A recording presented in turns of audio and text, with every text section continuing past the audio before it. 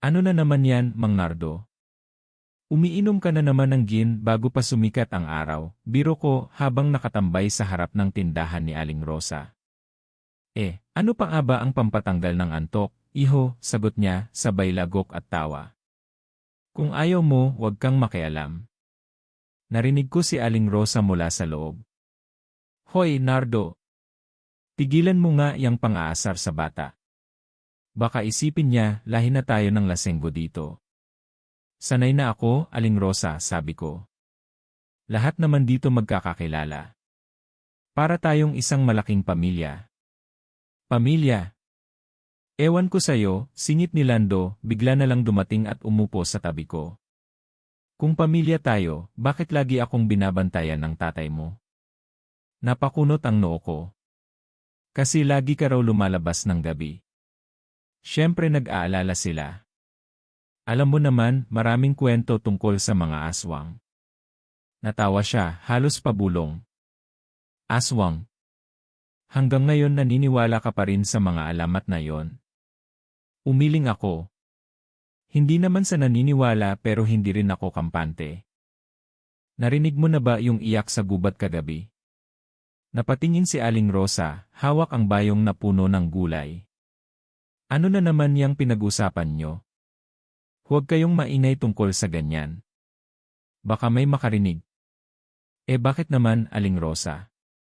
Wala namang masama, sabi ko. Masama, iho, kasi totoo, mahina niyang sagot. Napatingin ako kay Lando. Narinig mo yon?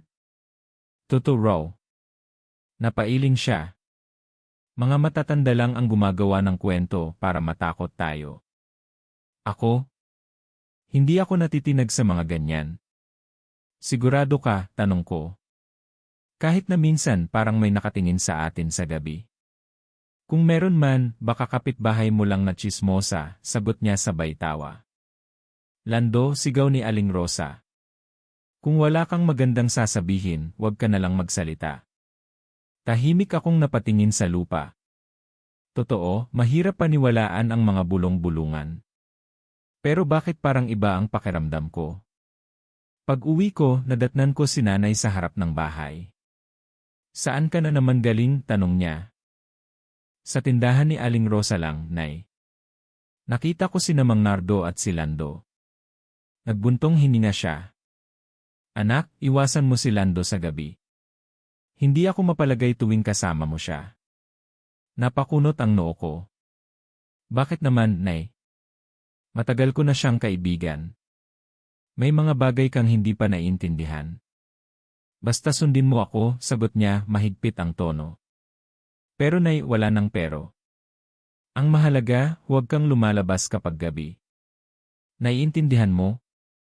Tumango ako, pero hindi ko lubos maintindihan. Lagi na lang palihim ang mga matatanda.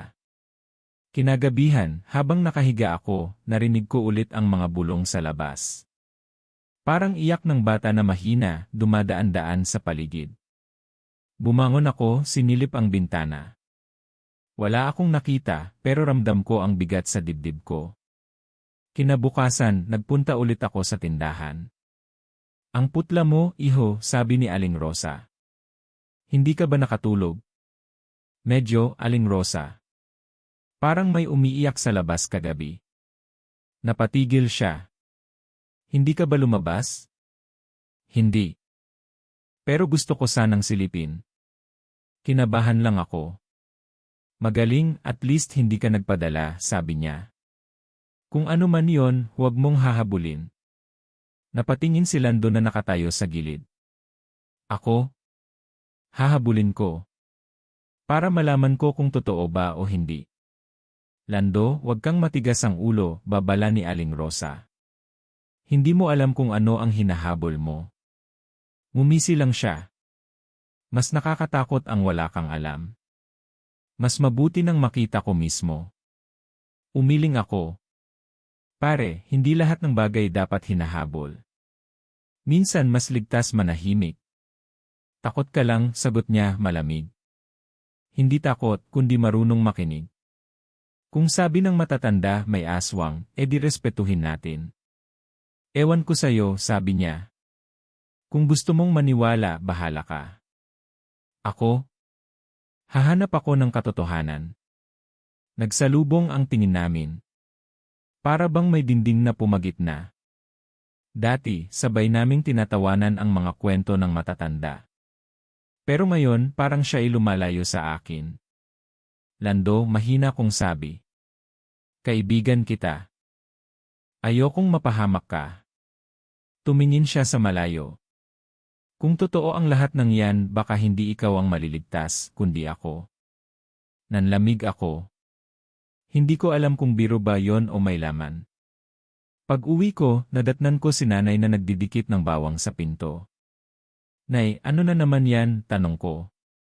Proteksyon, sagot niya. Hindi lahat ng kaibigan ay dapat pagkatiwalaan.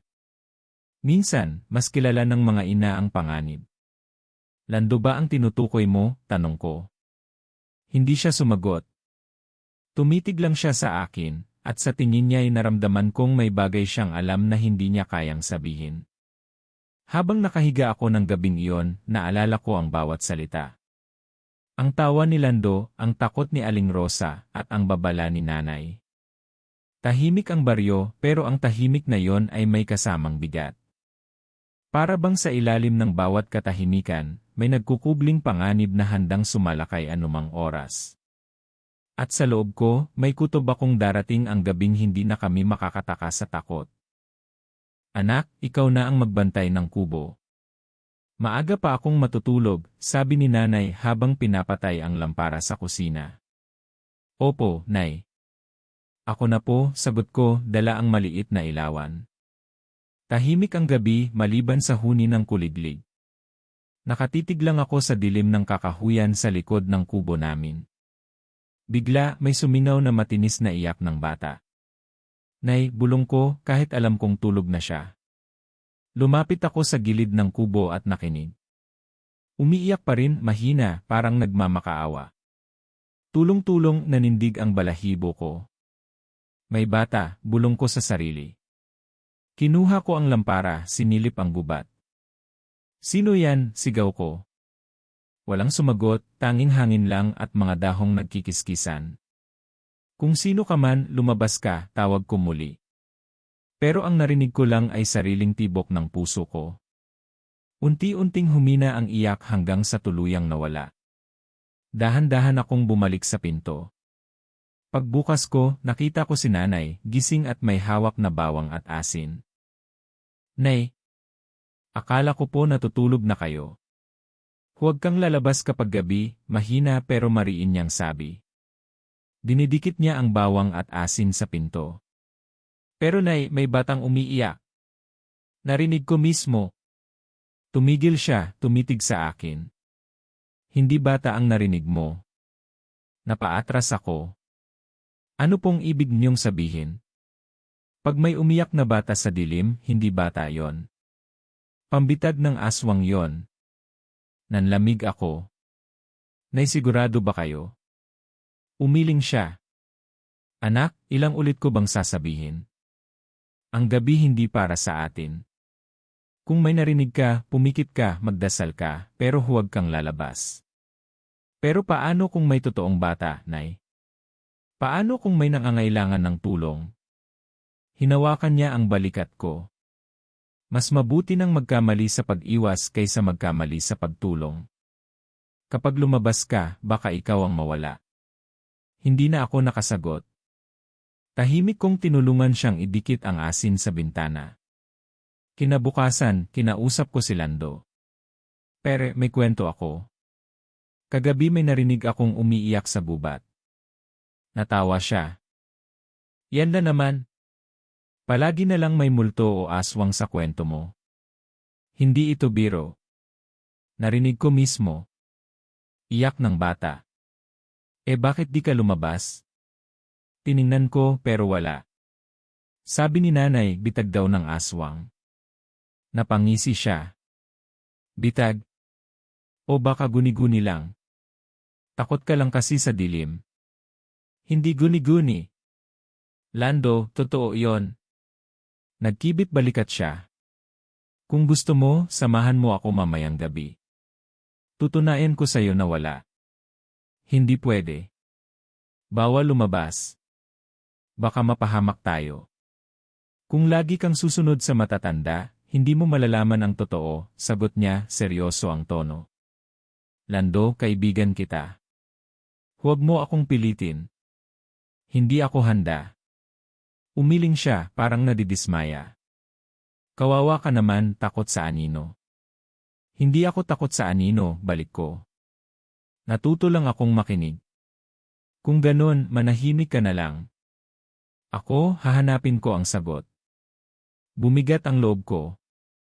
Ramdam kong may pader na namamagitan sa amin. Pag-uwi ko, nakita ko ulit si nanay, nag-aayos ng asin sa pintuan. Nay, hindi ba sobra naman to? Para tayong nabubuhay sa takot. Mas mabuting mabuhay sa takot kaysa mamatay sa kapabayaan, sagot niya. Pero nay, paano kung si Lando tama? Paano kung katang-isip lang lahat? Tumitig siya sa akin, mahigpit. Anak, hindi ko alam kung anong pinaplano ng kaibigan mong yon. Pero tandaan mo, ang mga hindi naniniwala, sila ang unang nagiging biktima. Hindi ko alam kung paano sasagutin yon. Kaya tahimik na lang akong umakyat at nahiga. Habang nakapikit, muling bumalik ang iyak sa alaala ko. Matinis. Nakakayanig. Parang naririnig ko pa rin sa tenga ko. At sa loob ko, nagsimula ang takot. Lando, saan ka na naman pupunta? Tanong ko habang sabay kaming naglalakad pa uwi galing sa tindahan. May gagawin lang ako. Huwag ka na munang sumama, sagot niya, iwas ang tingin. Bakit parang iniiwasan mo ako nitong mga araw na to? Iniisip mo lang yan, mabilis niyang sagot, pero halata ang pagkabalisa. Hindi, Lando. Ramdam ko. Lagi kang nawawala tuwing gabi. Tapos hindi ka na halos nakikipag-usap sa akin. Anong gusto mong sabihin? Na may tinatago ako? Totoo ba, mariin kong tanong? Huminto siya, mumisi. Ikaw naman. Masyado kang nag-aalala. Kaibigan kita, kaya nag-aalala ako. Kung may problema, Rosa, nandito na ako. Parang binuhusan ako ng malamig na tubig. Tama nga ako. Lumapit ako, dahan-dahan, at sumilip sa bintana. Nakaupo si Rosa sa kama, maputla at pawisan, habang si Lando'y nakayuko, parang may binubulong. Lando, huwag na, mahina ang tinig ni Rosa. Hindi kailangan. Kung hindi, ikaw ang mawawala, sagot niya. Pero natatakot ako, sagot ni Rosa, halos umiiyak. Wala kang dapat ikatakot. Ako ang bahala sa'yo, bulong niya, sabay dampi ng kamay sa noo niya. Parang may kakaibang kislap sa mata niya. Lando, hindi ko napigilang tawagin ang pangalan niya. Nagulat siya, mabilis na lumingon. Ikaw? Bakit ka nandito? Dapat ako ang magtanong. Ano tong ginagawa mo kay Rosa? Wala. Hindi mo naiintindihan, sigaw niya. Hindi nga, kaya ipaliwanag mo. Tumayo siya, galit. Hindi mo dapat nakita to, Lando, kaibigan mo ako. Huwag mo akong gawing tanga. Tumitig siya, malamig, kakaiba. Kung alam mo lang ano. Ano ba talaga?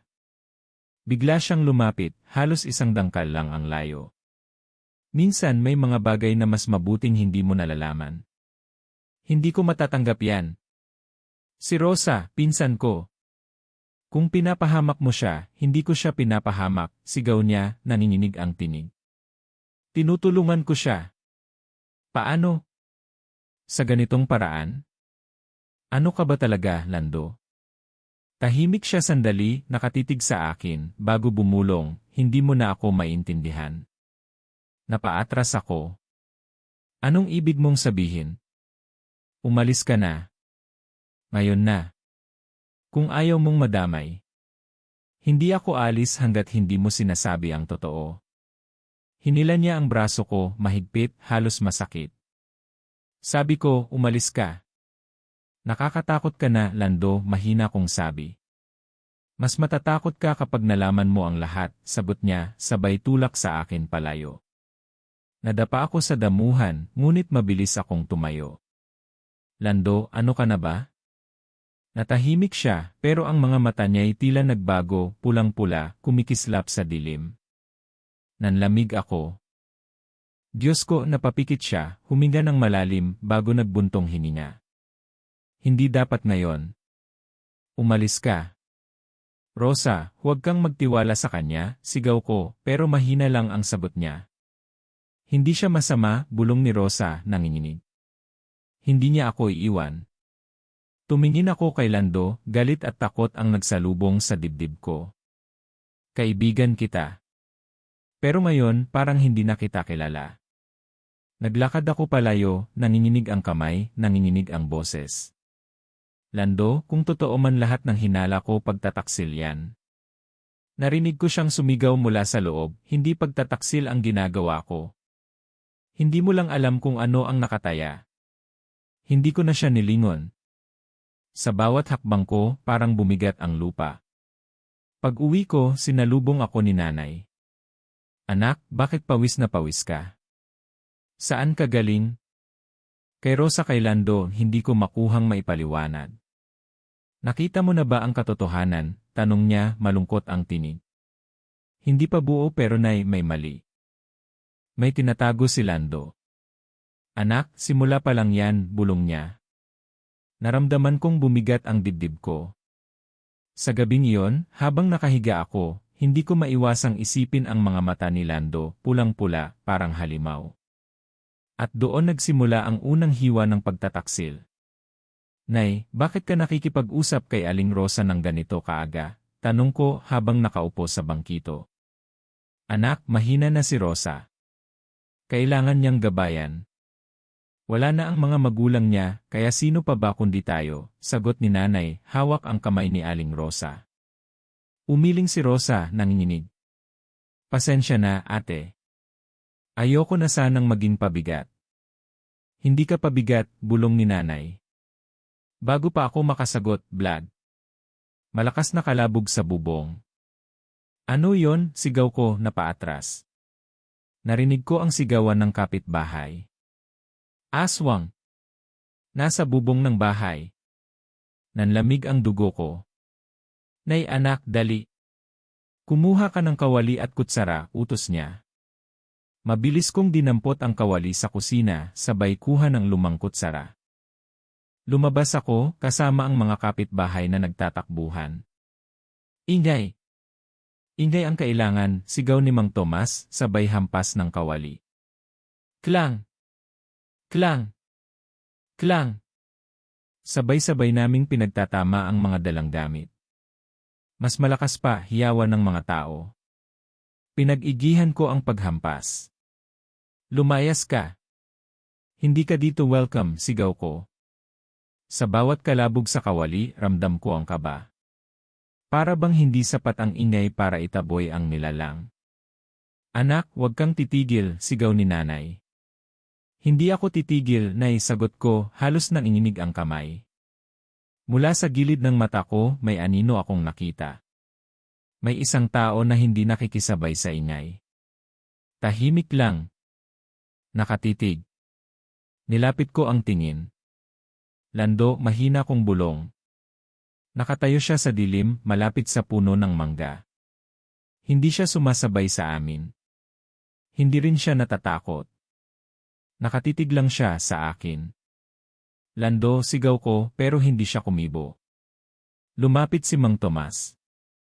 Bakit ka sumisigaw dyan? Si Lando, nanginginig kong sagot. Ngumisi si Mang Tomas, hindi kumbinsido. Wala akong nakikita. Baka guni-guni mo lang.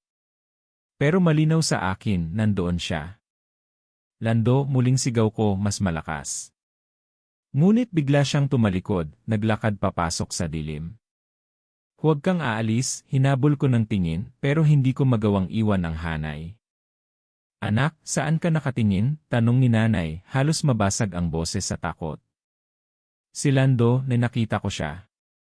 Hindi ngayon ang oras para hanapin siya, sigaw niya. Sa bubong ang kalaban, hindi sa lupa. Pinilit kong tumuon sa ingay. Mas malakas. Mas mabilis. Parang sinasabayan ko ang kabog ng puso ko. Umalis ka. Hindi mo kami mauubos, sigaw ko, halos pumutok ang lalamunan ko. Narinig kong may malakas na dagundong, tapos parang naglakad ang mabibigat na paa sa bubong. Umaalis na, hiyaw ng isang kapitbahay. Mas malakas pa, utos ni Mang Tomas. Sabay-sabay kaming kumalampag, hanggang sa unti-unting tumahimik ang kalabog sa bubong. Napaluhod ako, hinihingal, pawis na pawis. Anak, ayos ka lang, tanong ni nanay, inalalayan ako. Nay, pero si Lando, nanginginig kong sabi. Nagkatinginan sila ni Aling Rosa. Si Lando, tanong niya, mahina. Nandito siya. Nakita ko siya. Pero hindi siya tumulong. Nakatitig lang siya sa akin. Para bang hindi na siya tao. Nanay umiling. Anak, baka dala lang ng takot. Hindi, Nay. Malinaw ang mata ko. Hindi siya ordinaryo. Tahimik si Rosa, nanginginig ang labi. Anong nakita mo sa mga mata niya? Pinikit ko ang mata ko, bumalik sa isip ko ang eksena. Parang pula. Mapula. Hindi siya normal. Napahawak si nanay sa dibdib. Anak, kung totoo ang nakita mo, baka nga siya ang tinutukoy nila. Tinutukoy, mabilis kong tanong. May mga bulong-bulungan. May isa sa atin na hindi na tao. Nakikisama pero may lihim. Hindi ako maniniwala pero Lando mismo ang nakita ko. Kaibigan ko siya. Paano siya magiging ganon? Hindi lahat ng kaibigan, totoo hanggang dulo, bulong ni nanay. Naramdaman kong kumurot ang dibdib ko. Kung totoo man to, ibig sabihin matagal na niya kaming niloloko. Biglang kumatok si Mang Tomas sa pinto. Ayusin niyo na ang mga bawang at asin. Hindi pa tapos to, babalik sila. Mang Tomas, sagot ko, sabay dampot ng bawang at ikinalat sa paligid ng pinto. Habang abala kami, tumingin ako sa labas. Sa di kalayuan, nakatayo muli si Lando. Nakatitig, hindi gumagalaw. Lando, sigaw ko. Ngunit paglingon kong muli, wala na siya. Anak, bakit ka na naman sumisigaw? Tanong ni nanay. Siya, nay nandito ulit siya. Parang minamanmanan ako. Nanay huminga ng malalim. Kung ganoon, ibig sabihin ikaw ang target. Natigilan ako. Ako? Hindi lang sila basta dumadaan. May dahilan kung bakit dito sila lumalapit. Nanlamig ang katawan ko. Naiibig mong sabihin, pati ako gusto nilang kunin. Huwag kang matatakot. May laban tayo. Pero kailangan mong maging matatag. Kung si Lando mismo ang kasama nila, paano ako lalaban? Tandaan mo, anak, kahit sino pa siya dati, kung siya'y nagbago na, hindi mo siya dapat paniwalaan. Mas mabigat ang dugo kaysa pagkakaibigan. Napakagat ako sa labi. Kung totoo yan, wala na akong kaibigan. Meron ka pa, sagot niya, hawak ang balikat ko. Ako. At ang buong baryo. Pero kahit hawak niya ako, hindi nawala ang bigat sa dibdib ko. Sa isip ko, malinaw pa rin ang titig ni Lando, pulang-pula, parang aswang. At doon ko naramdaman, nagsisimula pa lang ang tunay na banta. Anak, halika rito, tawag ni nanay habang inaayos ang lampara sa gitna ng mesa. Kailangan nating mag-usap. Nay, kanina pa kita nakikitang balisa. Ano bang itinatago mo? Tanong ko, naupo ako sa harap niya. Huminga siya ng malalim. Hindi ko na kayang itago pa. Matagal na kitang nililihiman. Anong ibig mong sabihin? Tungkol ba ito kay Lando? O sa mga aswang na dumadayo rito? Umiling siya.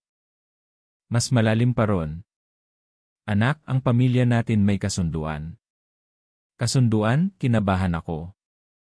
Anong klaseng kasunduan? Tumitig siya sa akin, parang hirap sabihin. Matagal nang tungkulin ng pamilya natin ang lumaban sa mga aswang. Hindi lang basta dahil takot tayo, kundi dahil tayo ang tagapagtanggol ng baryo. Parang umikot ang mundo ko.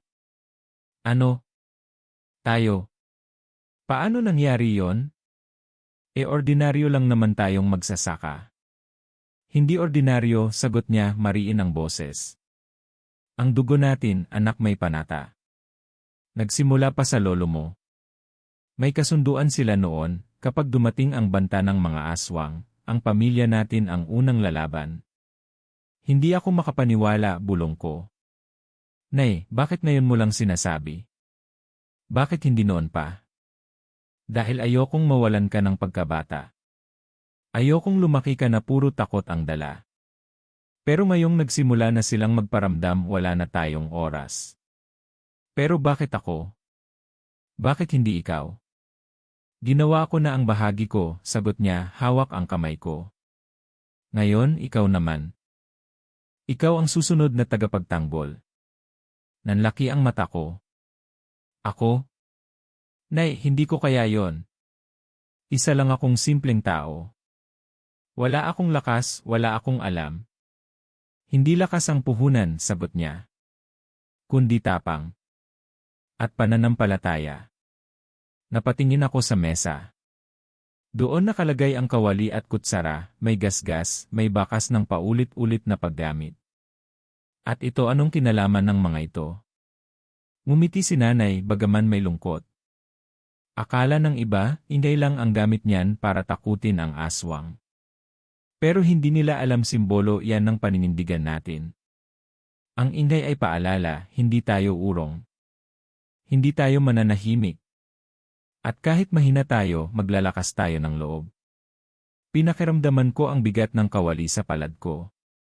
Ibig sabihin hindi lang basta gamit ito, kundi tanda na ako'y bahagi ng laban. Tama ka, anak, sagot niya. Umiling ako, nanginginig ang boses. Pero nay, paano kung matalo ako? Paano kung ako ang makain nila? Mahigpit ang hawak niya sa akin. Kaya kitang ihanda. Hindi kita hahayaang pumasok ng bulag. May mga paraan, may mga panata, at may mga lihim pang hindi ko nasasabi. Tumitig ako sa kanya. Ibig mong sabihin, may mas malalim pa kaysa rito. May mga dasal, may mga aral. At higit sa lahat, may mga kwento ng pagtataksil at pagtatagumpay ng lahi natin. Lahat ng iyon, ipapasa ko sa iyo. Hindi ko alam kung maiiyak ako o matatawa sa bigat ng responsibilidad. Nay, hindi ko hiningi to, alam ko, sagot niya, bumaba ang tinig.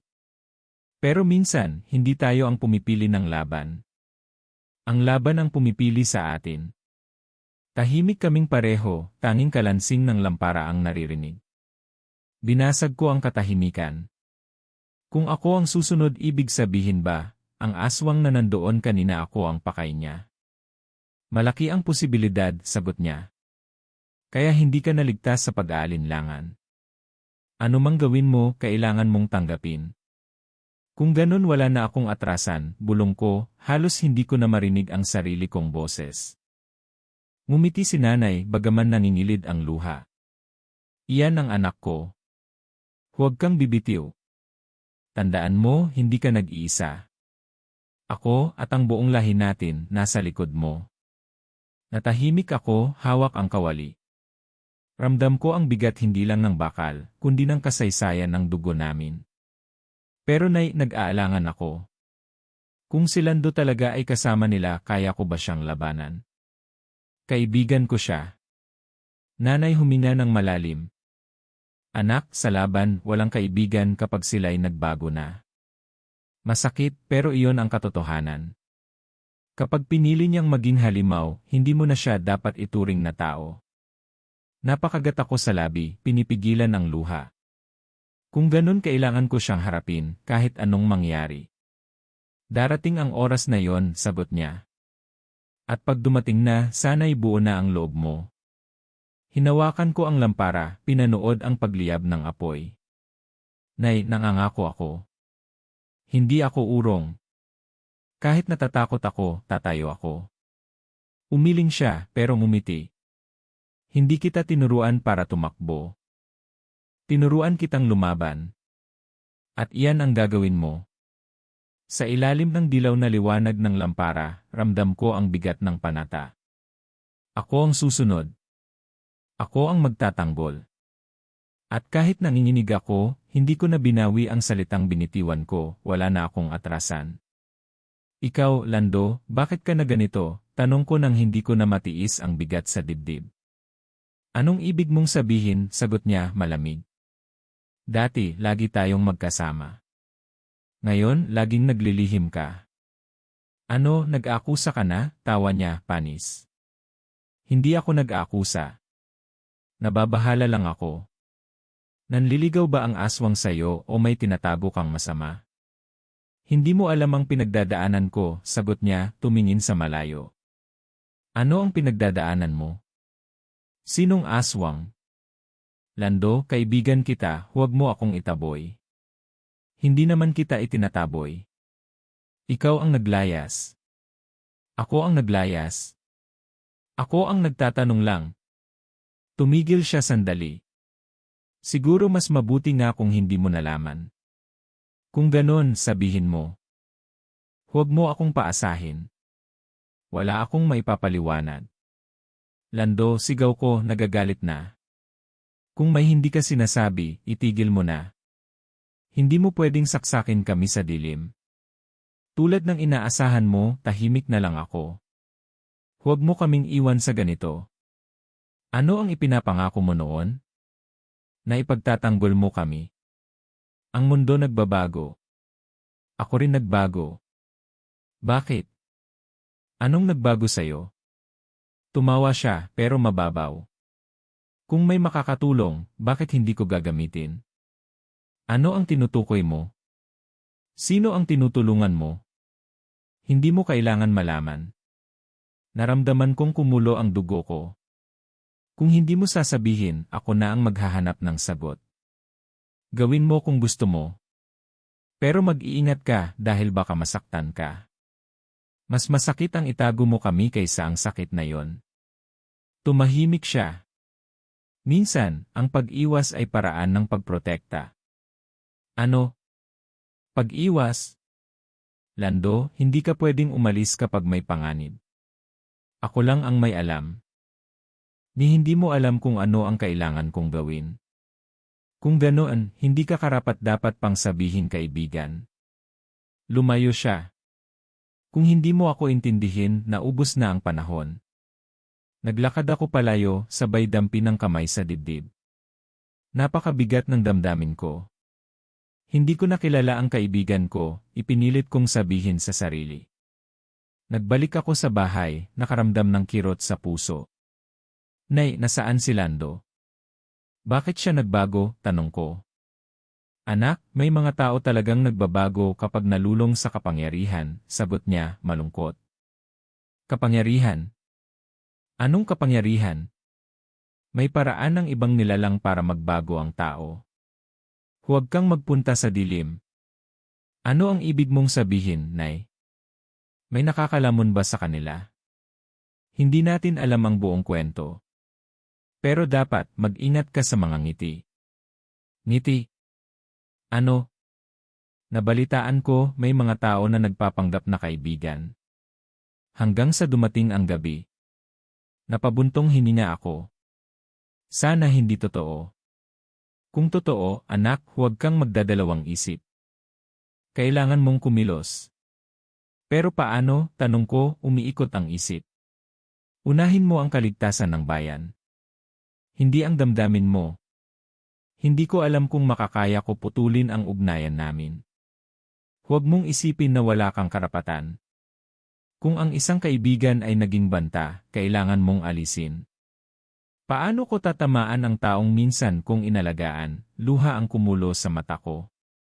Hindi mo kailangang saktan kung hindi iyon ang paraan. Pero kailangan mong protektahan ang lahat. Umiilaw ang ilaw sa labas, mga kapitbahay nagbabantay. Lumabas ako, hinawakan ang kawali. Kung kailangan, ako rin ang maghuhubad ng pagkakaibigan. Anak, ingat ka, sabi ni nanay, mahigpit ang yakap. Naglakad ako patungo sa madilim na daan, dala ang kawali at kutsara. Habang naglalakad, naalala ko ang mga araw namin ni Lando, tawa, dahon ng mangga, larong habulan. Bakit, Lando? Ano ang nangyari sa atin? Tanong ko sa hangin. Walang sagot, tanging sariling paghinga ang naririnig. Kinabukasan, pumunta ako sa kubo ni Aling Rosa. Rosa, nag-aalala ako. Ano ang tingin mo kay Lando? Tumango siya, nanginginig. Hindi na siya tulad ng dati. Minsan naririnig ko siyang bumubulong sa hangin. Binalak mo ba siyang kausapin? Tanong ko. Anong sasabihin ko? Agad siyang nagtatanggol at umiilad. Para bang may takot siya. May nakakita rin kay Mang Tomas? Tanong ko. Ano? Bakit mo naman naisip? Kasi kapag ang iba ay nagtatago, mas mahalagang magtanong ang karamihan. Tinawag namin si Mang Tomas. Tomas, nakita mo ba ang pagbabago kay Lando? Yelan, hipos niyang sagot. May iba na. Parang laging mag-isa, hindi nakikisali sa ingay. Ano ang dapat gawin? Tanong ko, humihingi ng payo. Panahon ngayon, maghanda ka. Huwag mo siyang hinahabol na mag-isa. Magdala ka ng saksi, sagot niya. Ano man yan, hindi ko siya papabayaan, sagot ko, determinado.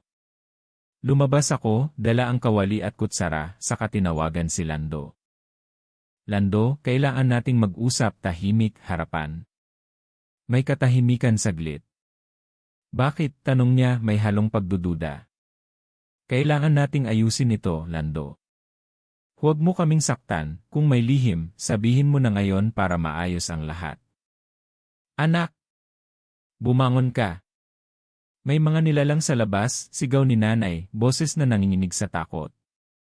Napatayo ako agad, kumakabog ang dibdib. Aswang, tanong ko. Narito na sila. Sumilip ako sa bintana, madilim ang kalangitan, ngunit rinig ko ang mga sigawan, iyakan, at pagkalabog ng mga bubong. Kumalat ang amoy ng suka sa hangin. Ipaglaban mo ang sarili mo, anak, muli niyang sigaw habang kumakapit sa pinto.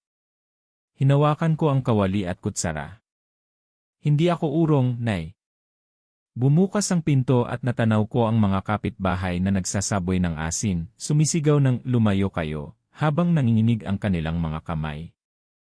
Anong gagawin natin? Tanong ni Aling Rosa habang kumakapit sa anak niya. Labanan natin sila, sagot ko, kumalabog ng kawali at kutsara. Huwag kayong susuko. May biglang malakas na iyak ng bata. Tay! Tulungan niyo kami. Tumakbo ako papunta sa kalsada, sinabayan ng mga kalabog ng paa ng mga nilalang. Sa dilim, kumikislap ang kanilang mga mata. Diyos ko, bulong ko, nanginginig pero matatag. Huwag kayong lalapit, sigaw ko, sabay hampas ng kawali sa sahig. Lumapit si Mang Tomas, may hawak na sibat. Kasama mo ako. Hindi ka nag-iisa. Salamat, Mang Tomas. Ilaban natin to. Mula sa bubong, bumaba ang isang anino, mabibilis ang galaw, mahaba ang mga kuko. Lumayo, sigaw ko, sabay-saboy ng asin. Umatras ito, umuungol. Ngunit may isa pang nilalang na lumapit mula sa kadiliman. Pula ang mga mata. Malinaw. Pamilyar. Lando, bulong ko, halos hindi makapaniwala. Narinig kong tumawa siya, malamig at malalim. Matagal ko nang hinihintay to, kaibigan kita, sigaw ko, nanginginig ang kamay. Bakit ka nandito? Bakit ikaw pa? Kaibigan, tawa niya, nakakatindig balahibo. Pinagtanggol mo sila laban sa akin. Pinagtanggol mo sila laban sa kapangyarihan. Ano ng klaseng kaibigan yon? Hindi ko kayang tanggapin to. Hindi ikaw ang kausap ko, halimaw lang yan. Ako ito at ako ang mas pinili ng dilim. Narinig ko si nanay mula sa likod.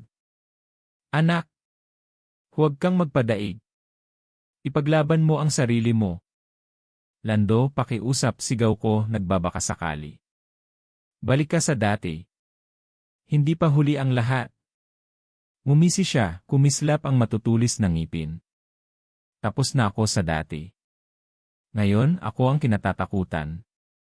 Lumapit siya, mabilis, parang hangin. Muntik niya akong makalmot pero nailayo ko ang katawan. Bumalik ka, Lando, sabay hampas ko ng kawali sa braso niya. Dumagundong ang tunog pero hindi siya nasaktan. Walang kwenta, sigaw niya, sabay hawak sa braso ko. Napasigaw ako sa sakit. Tumakbo si Mang Tomas, itinarak ang sibat sa lupa sa pagitan namin. Bitawan mo siya, halimaw. Tumingin si Lando kay Mang Tomas at mumisi. Ikaw ang susunod. Nang umatake siya, nasabuyan ko ng suka ang kanyang mukha. Napaatras siya, napasigaw. Aray! Ungol niya, hawak ang mga mata. Ngayon, Tomas. Itarak mo, sigaw ko. Sinubukan ni Tomas, pero mabilis na umatras si Lando. Hindi niyo ako matatalo. Ang dilim ay nasa akin na. Hindi kita titigilan, sigaw ko, kumalabog ng kawali. Kahit kaibigan kita dati, lalaban ako ngayon. Nagsigawan ng mga tao sa paligid. Ilaban mo yan. Kaya natin sila. Saboy ng asin. Saboy ng suka, utos ko, sabay kumilos ang mga kapitbahay. Lumapit ang 3 aswang mula sa gilid, umaatungal. Sinabuyan sila ng asin ni Aling Rosa. Lumayo kayo. Nanghihina silang umatras, nagsisisigaw. Hindi kayo magtatagumpay, sigaw ni Lando, nanginginig ang boses. Ako ang magiging hari ng baryo. Hindi, sigaw ko, halos pumutok ang lalamunan. Ako ang ipagtatanggol ng baryo. Nagmamadali akong tumakbo papunta sa gitna ng kalsada, kumalabog ng kawali at kutsara ng malakas. Halika! Ako ang harapin mo. Tumalon si Lando mula sa bubong, diretsyo sa akin.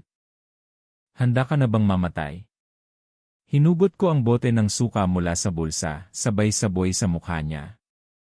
Napaatras siya, napahawak sa mata, umuungol ng malakas. Mga tao. Ngayon na.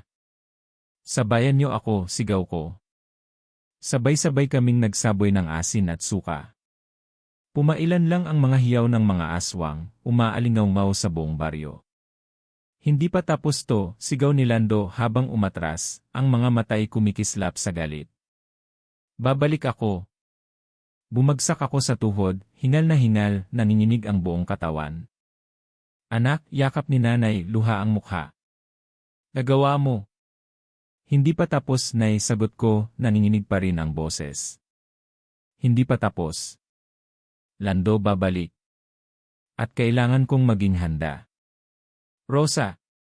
Rosa, sigaw ko habang tumatakbo sa gitna ng dilim, halos mabingi sa ingay ng sigawan ng mga kapitbahay.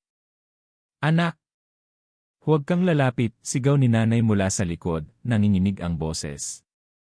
Huwag mo akong pigilan, nay. Kinuha nila si Rosa. Sumabog ang luha sa mga mata ko, nanginginig ang boses ko sa galit. Narinig ko ang tinig ni Aling Rosa, ina ni Rosa, humahagulgol. Anak ko! Ibalik niyo ang anak ko! Nasaan siya? Sigaw ko, kumakabog ang dibdib, hawak ang kawali at kutsara. Rosa! Sumagot ka!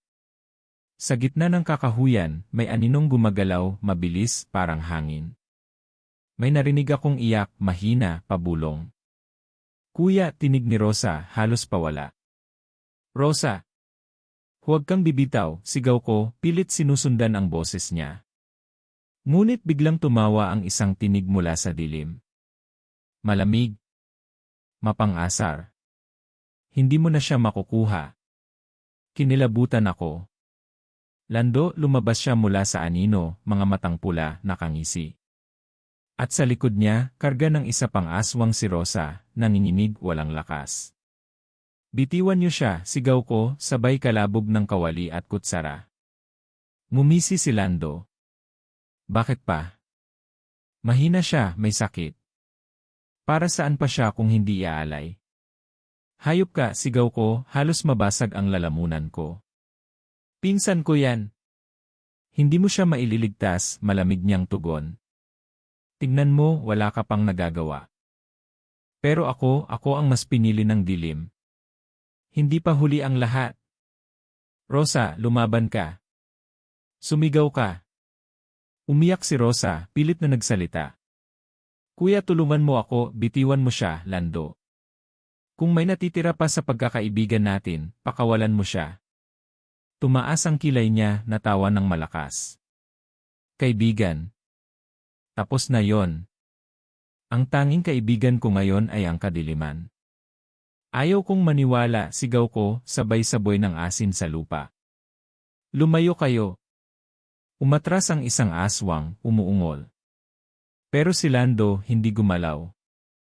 Hindi mo ako kayang takutin. Subukan mo pa, sigaw ko, sabay hampas ng kawali sa bato, lumakas ang kalabog. Rosa, kapit lang. Ngunit biglang sumigaw si nanay mula sa likod. Anak! Bumalik ka. Hindi ako pwedeng bumalik, nay, sigaw ko, luha ang mukha.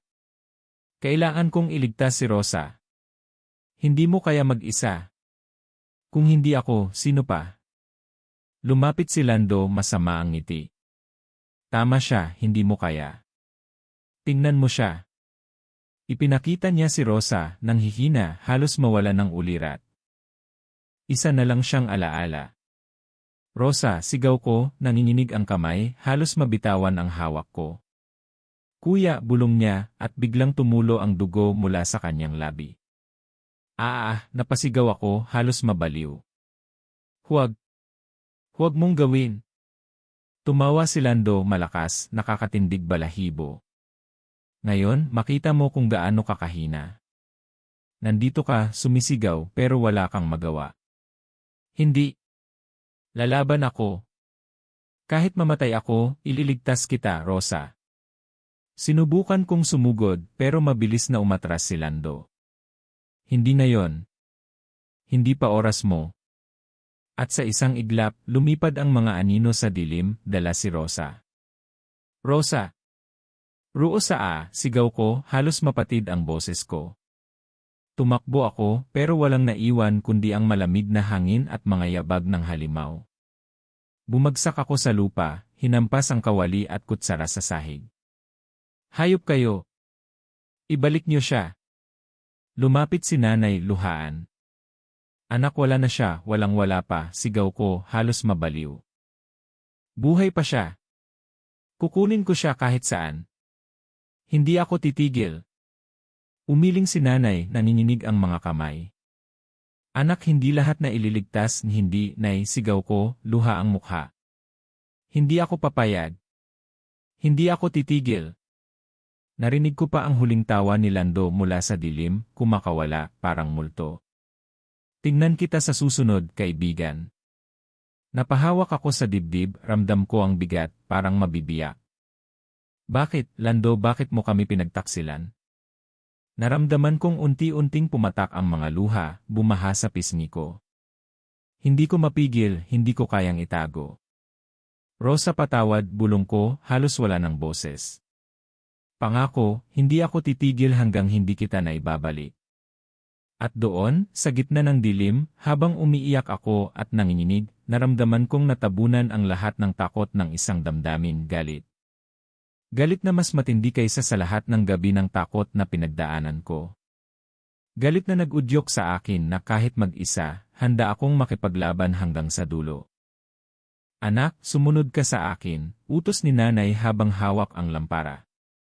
Nay, saan tayo pupunta?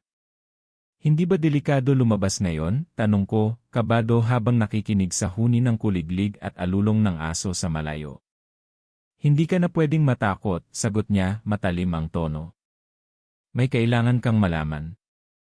Tahimik akong sumunod hanggang makarating kami sa lumang bahay ni Lola. Ang amoy ng lumang kahoy at alikabok ay kumapit agad sa ilong ko. Nay, bakit dito? Tanong ko, nagtataka. Dito nakatago ang lihim ng pamilya natin, bulong niya, sabay hila sa akin papasok. Pumasok kami sa madilim na silid. Binuksan niya ang isang kahon. Sa loob, may lumang kawali at isang lumang kutsara, may ukit na hindi ko maunawaan. Ano to? Tanong ko, nakakunot ang noo. Hindi basta kawali at kutsara, sagot ni nanay. Ito ang sandata ng lahi natin. Pero hindi ito gumagana ng walang dasal. Dasal, tanong ko, naguguluhan. Paanong magiging sandata to? Lumapit siya sa akin, hawak ang kamay ko at ipinatong sa kawali. Anak, makinig ka. Ang dasal ay hindi lang salita. Isa itong panata. Kapag binigkas mo, nakabigkis ang kaluluwa mo sa tungkulin. Nanlaki ang mata ko. Ibig sabihin ako na ang susunod. Wala nang iba, sagot niya, Mariin. Ikaw ang susunod na tagapagtanggol. Humigpit ang hawak ko sa kawali. Na hindi ako sigurado. Natatakot ako. Paano kung magkamali ako? Hindi ka pwedeng magkamali, sagot niya agad. Dahil kapag nagkamali ka, hindi lang tayo ang mamamatay, pati buong baryo. Parang bumigat ang hangin sa dibdib ko. Rosa, silando lahat ng nangyari, ako ang dapat lumaban. Anak, sabi ni nanay, tinapik ang balikat ko, ang sakit na nararamdaman mo, gamitin mo yon. Ang galit mo, ang paungulila mo, gawin mong apoy. Napalunok ako, halos hindi makapagsalita. Anong ritual, Nay? Kinuha niya ang lumang aklat mula sa bowl. Ito ang dasal. Kailangan mong bigkasin habang pinapalo mo ang kawali at kutsara. Sa bawat tunog, isang pader laban sa dilim ang bumabangon. Tinitigan ko ang sulat, luma at halos punit. Paano ko babasahin to?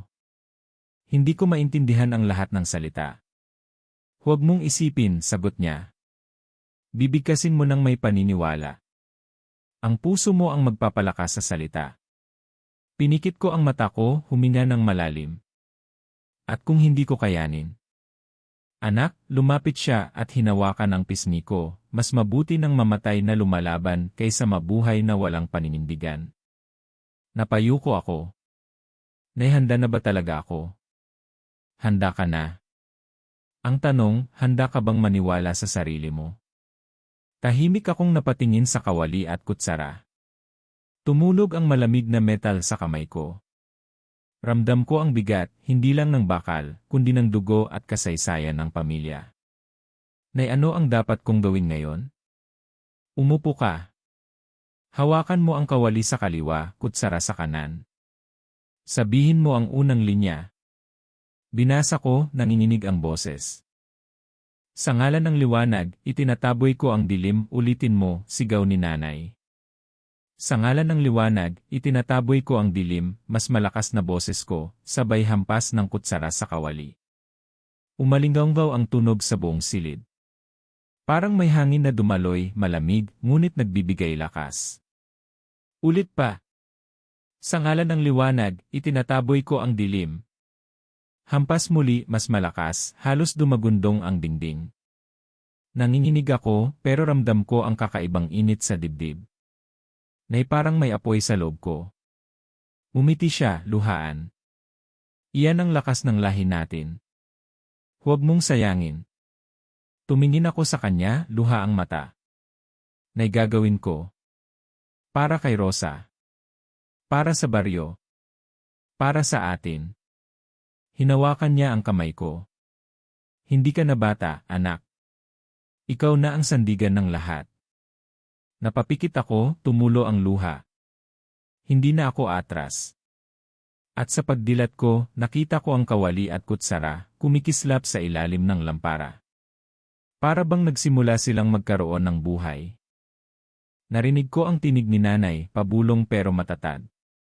Anak, simula ngayon hindi ka na simpleng tao. Isa ka ng tagapagtanggol. Humigpit ang hawak ko sa sandata. At hindi ako titigil hanggat hindi ko napapabagsak si Lando at ang lahat ng kumitil kay Rosa. Tahimik ang paligid, pero sa loob ko may bagyong bumangon. Ang ritual ay hindi lang dasal, isa itong panata. At tinanggap ko iyon ng buong puso. Bumuhos ang malakas na ulan, kumakalabog sa bubong ng lumang kamalig kung saan ko siya hinarap. Tumutulo ang tubig sa mukha ko, pero hindi ko pinansin. Lando, sigaw ko, hawak ang kawali at kutsara. Kaibigan kita noon, pero hindi na ngayon. Narinig ko ang pagtawa niya, malalim, parang pumutok mula sa ilalim ng lupa. Kaibigan. Huwag mo na akong tawagin ganon. Matagal nang patay ang Lando na kilala mo. Hindi pa huli, sagot ko, nanginginig ang boses pero matatag ang mga paa. Pwede ka pang bumalik. Umusog siya mula sa dilim, at sa ilalim ng kidlat nakita ko ang kanyang mga mata, pulang-pula, puno ng kasamaan. Bumalik? Sa kahirapan? Sa takot? Hindi. Pinili ko na ang dilim. At ikaw ang haharang. Kung ganyan ang gusto mo, tinaas ko ang kawali. Hindi ako urong. Subukan mo, bulong niya, sabay biglang atake. Mabilis siyang tumalon, mga kuko niyang mahaba at matulis na parang pangil ng aso. Sigaw ko, sabay hampas ng kutsara sa kawali. Umalinggaw ang tunog, parang kampana na nagpagalaw sa hangin. Umatras siya, napangiwi. Ano yon? Galit niyang sigaw. Panata, sagot ko, hingal. Sandata ng pamilya ko. Walang panata ang makakapigil sa akin, sigaw niya, sabay lundag ulit. Tinamaan ako sa balikat, sumakit, pero nakahampas din ako sa tiyan niya gamit ang kawali. Yuf! Napaurong siya. Hindi ka na tao, Lando, sigaw ko. Ano ka na ba ngayon? Mas malakas? Mas makapangyarihan, tugon niya sabay tawa. At ikaw mahina pa rin. Tignan mo, nanginginig ka. Hindi ito takot, sigaw ko, tinutok ang kutsara sa kanya. Galit ito. Nagtagpo ulit kami sa gitna, sabay hampasan. Dumagundong ang tunog ng bakal at kuko, halong ulan at sigaw. Naalala mo ba, hinal ko, nung mga bata tayo, nangako tayong hindi mag-iwanan. Naalala ko, sagot niya, sabay hagis sa akin sa lupa. At ngayon, tinutupad ko iyon, hindi kita iiwan hanggang hindi ka patay. Hayop ka, sigaw ko, sabay saboy ng asin sa kanya. Pumisigaw siya, umusok ang balat, parang nasusunog. Umatungal siya, galit na galit. Bakit mo ginagawa to? Dahil pinili mong traidorin kami, sigaw ko. Dahil kinuha mo si Rosa. Si Rosa ngumisi siya, kahit nasasaktan. Magiging isa siya sa amin. At kapag nangyari yon, wala ka nang magagawa. Huwag mong idadamay si Rosa, sigaw ko, muling hampas ng kawali. Babalik siya sa amin. Hindi mo siya maililigtas, sigaw niya, sabay suntok na muntik tumama sa mukha ko. Napaatras ako, hawak ang dibdib. Kung hindi ko siya maililigtas, masisiguro kung hindi ka makakapanakit ulit. Umikot ang hangin, dumagundong ang kulog, at sa gitna ng ulan nagsalpukan ulit ang aming lakas. Hindi mo ako tatalunin, sigaw niya, sabay lundag. Hindi mo rin ako kayang basagin, sagot ko, sabay hampas ng kutsara sa ulo niya.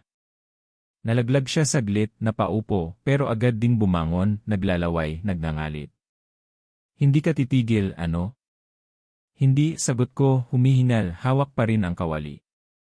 Dahil ako ang tagapagtanggol. At ikaw ang unang babagsak. Sumigaw siya ng malakas, parang halimaw na hindi na tao. Tumalon muli, pero handa na ako. Sabay naming ibinigay ang huling bugso, ako sa hampas ng kawali at dasal, siya sa lahat ng lakas ng dilim. Sa ngalan ng liwanag, sigaw ko.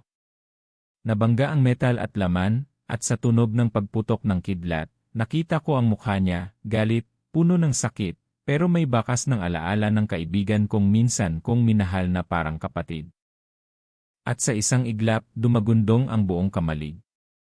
Ako, nakatayo, hinal na hingal. Siya, nakaluhod, duguan. Lando, bulong ko, luhaan. Bakit mo ako pinili bilang kaaway?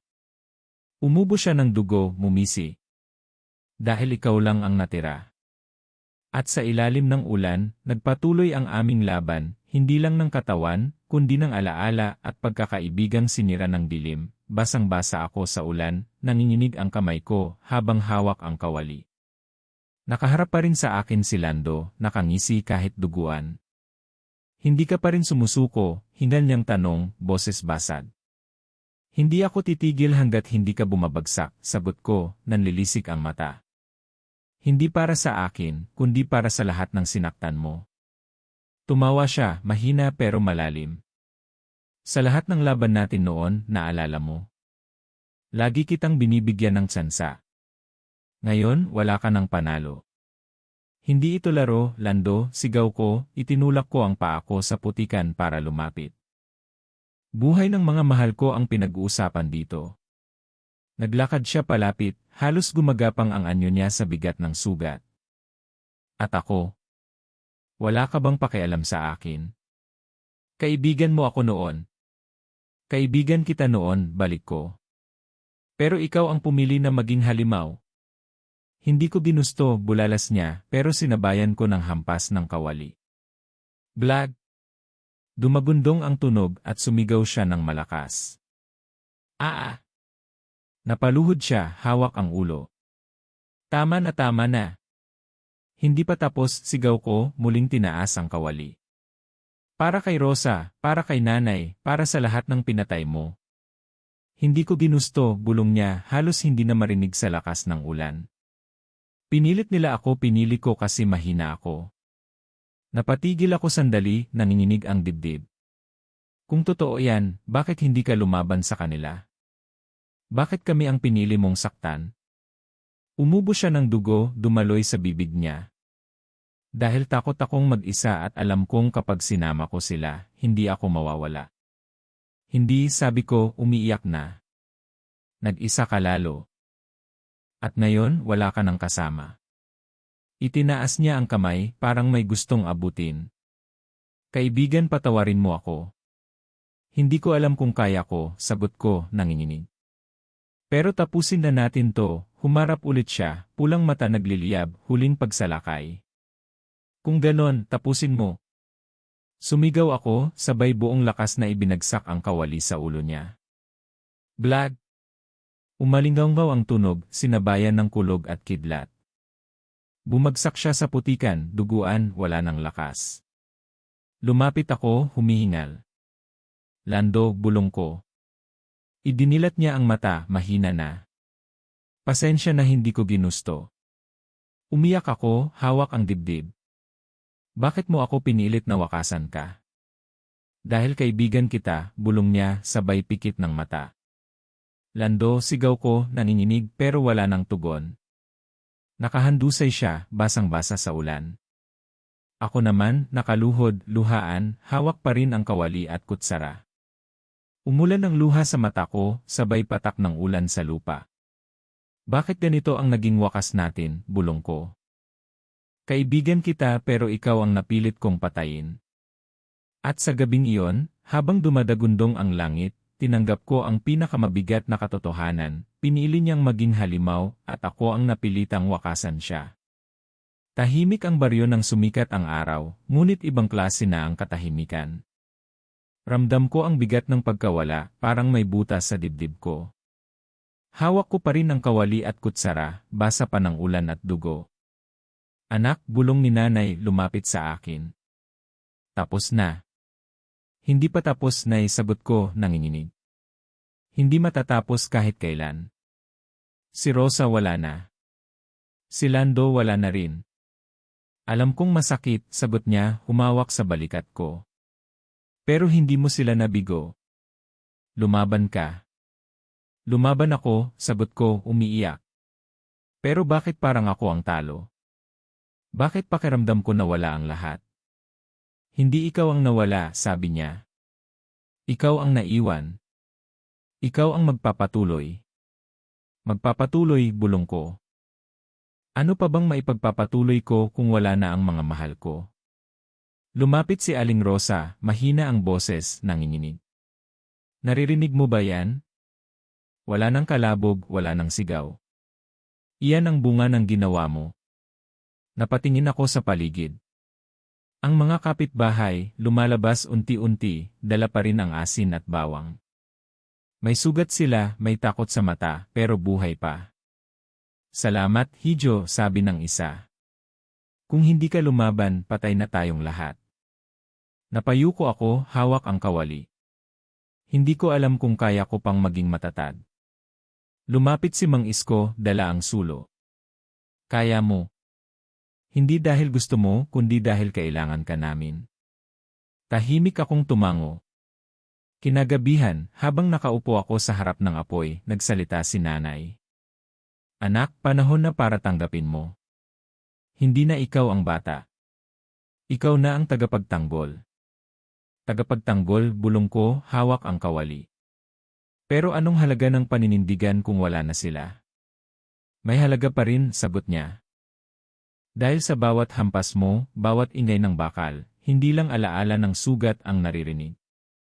Naririnig din ang panata ng ating pamilya. Panata, ulit ko. Panata laban sa dilim. Napatingin ako sa kawali at kutsara, kumikislap sa apoy. Kaya ko ba talaga? Kung hindi mo kaya, hindi ka ipagkakatiwalaan ng lahi natin, sabi niya. At hindi ka titingnan ng mga tao bilang pag-asa. Umiyak ako pero ngumiti rin. Nay, kung ito ang kapalit, tatanggapin ko. Pero hindi ko kakalimutan ang sakit. Hindi mo kailangang kalimutan, sagot niya. Dalhin mo. Gawin mong sandata ang sakit na yan.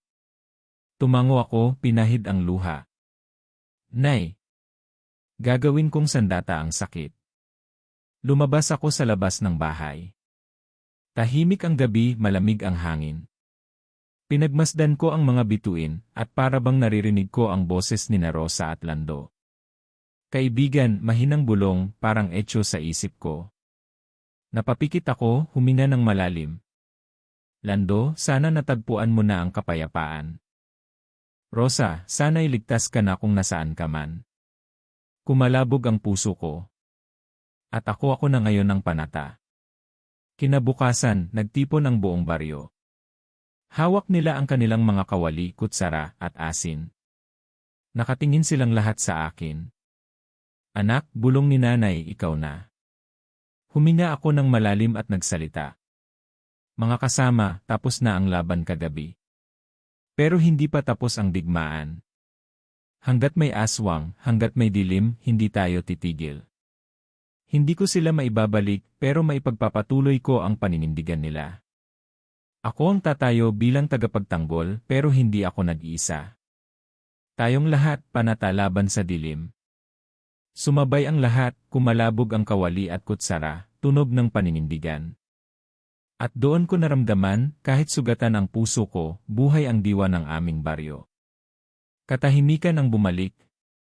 Pero sa bawat tunog ng bakal tuwing gabi, ramdam kong hindi kami susuko. At kahit masakit, ako na ngayon ang tagapagtanggol.